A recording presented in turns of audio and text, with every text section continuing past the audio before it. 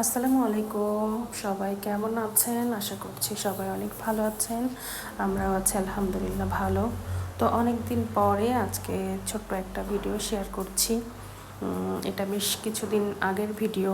তো এখানে হচ্ছে আমি মুরগি রান্না করব, 2টা সোনালী মুরগি রান্না করব। এজন্য মশলাগুলো খুব ভালো মতো কষিয়ে নিচ্ছি।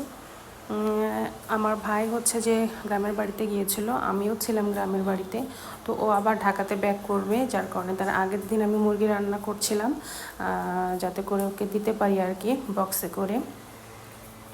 এই জন্য এখানে আমি প্রায় দুইটা মুরগি নিয়েছিলাম, বেশ বড় সাইজের ছিল আর কি।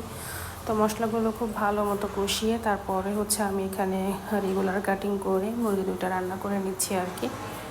তো আমি মুরগিতে আলু দিব। তো এখানে যে আমার মুরগিটা ভালো মতো কষানো হয়ে গেলে আমি আলু দিয়ে কষিয়ে নিয়েছিলাম, তারপরে ঝোলের পানি অ্যাড করেছি আর কি।